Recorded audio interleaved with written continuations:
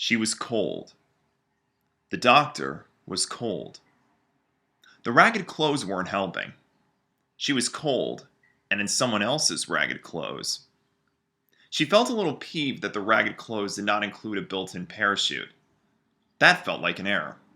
Wait, she thought. Why would I want a parachute? Oh yes, that's right, she remembered. She was falling.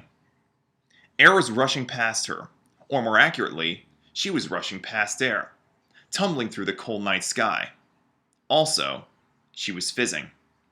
Remnants of regeneration particles were still skittering off her. The process was still in process. Her newness still in train. The doctor looked up, mid-plummet. Oh dear, she thought.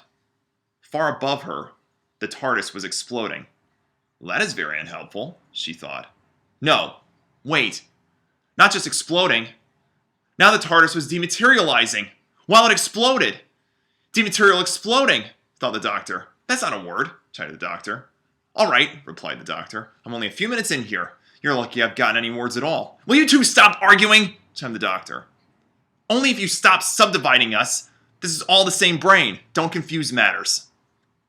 As the blue box vanished, leaving the doctor looking up at a starry black sky, the doctor wondered if she'd ever see her TARDIS again. No time to feel sorry for yourself. Too much going on, she told herself. Yes, she thought. There was a lot going on. A dark, painful ground mass was rapidly approaching, and inside the doctor's body, her cells continued to burn and reshape and reform.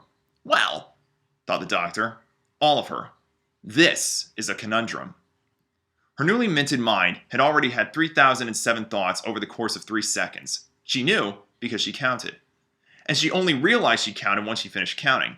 And then she wondered whether the counting made 3,008 thoughts, and then she realized that the ground was another second closer. And a plan would probably be in order. She saw the ground and calculated her own velocity. Oh, this is going to hurt, she thought. Even with a soft landing, and it probably won't be a soft landing, she crossed her fingers and hoped she was headed for an open-air trampoline factory. Like that planet. What was it called? Fintelborgstug. Fun fact about Fintelborgstug, she told herself. The creature that named it did so when it was hiccuping just before it was sick. Nobody knows if it really was the name or it just sounded like it was made. You don't have to tell me that, thought the doctor technically to herself. I know the planet's surface of Fintelborgstug is as soft and bouncy as a trampoline, because I went for a long bounce there once among the mountains, and the purple sky. I just had ice cream sundaes. That was a mistake. Can you please concentrate? The doctor thought to herself again. She concentrated. She confirmed she was still falling. Disappointing, but not that much of a surprise given her circumstances hadn't changed in the seconds since she last checked. She wondered where exactly she was, which guy she was falling through, which ground she was headed for. She stuck her tongue out. It was buffled by air. Tickled. Huh. That tasted like Earth. Northern Europe. Britain. Wood smoke. Diesel. Grass. Fast approaching concrete. A lot of moisture in the attitude in the air. Yorkshire. Possibly South Yorkshire.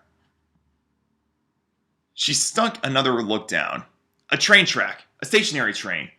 She tried to recognize the livery on the outside of the train, so she could probably absolutely nail precisely where she was, but it was distant and dark, and regeneration had once again failed to deliver the super-powered, see-in-the-dark, X-ray vision she had always craved. Ah! Well, she thought, maybe next time.